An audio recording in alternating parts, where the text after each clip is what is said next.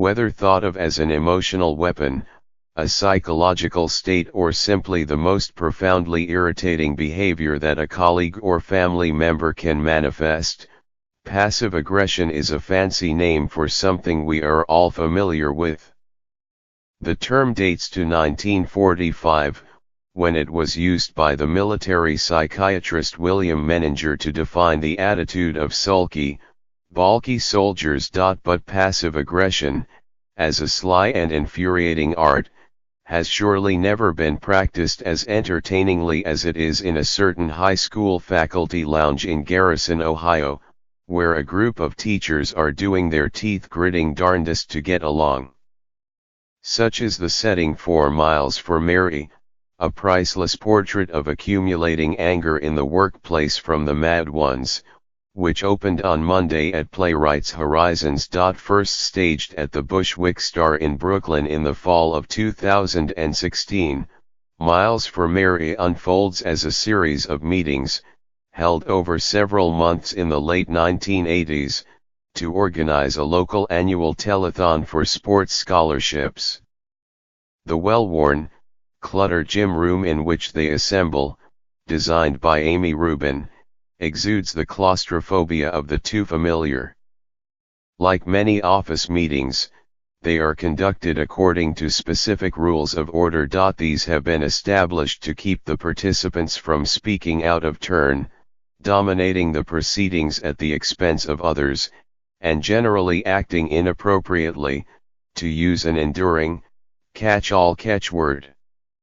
Psychological safety valves have been set up under a rubric that includes, in addition to that kindergarten standby timeout, take a 2 and real-time check-in to allow for the release and defusing of tensions. As anyone knows who regularly participates in that most infernal of time-devouring sessions, the staff meeting, such devices have a way of transforming group encounters into pressure cookers.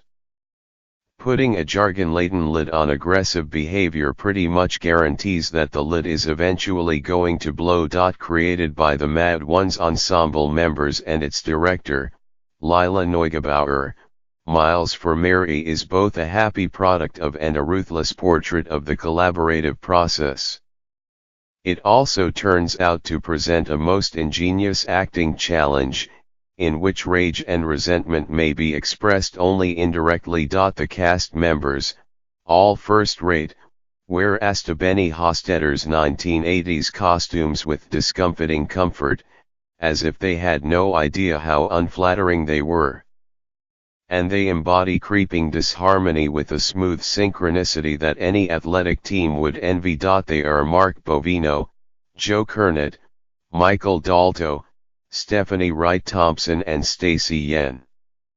And, oh yes, Amy Statz, whose housebound character is more often heard than seen, through a speakerphone, adding an extra piquancy to the problems of communication. Setting the show in the 1980s with attendant mockable cultural references, Chuck Norris, Genesis, means Miles for Mary could easily have been a stretched-out satirical sketch.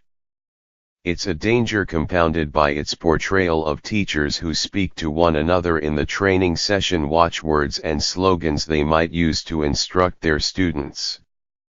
Be positive. Don't panic. Mean what you say what you mean.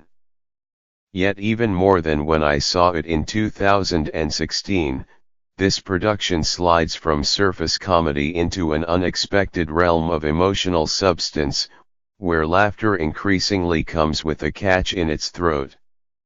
You register the obvious jokes in each character: the rah-rah gym teachers, the eager disseminator of cheer and calm, the seething milquetoast. But, little by little, you catch glimpses of fraught, often lonely lives hidden behind the caricatures. Only glimpses, mind you. Miles for Mary includes one fabulous, climactic explosion. But it doesn't traffic in big reveals. The same set of rules intended to keep the teachers working together smoothly forestalls confrontational confession. These folks need to use their imaginations to express how they really feel, whether by impatiently tapping a ringed finger on the back of a chair or blurting out a sideways remark, "Oops," about one couple's marital instability.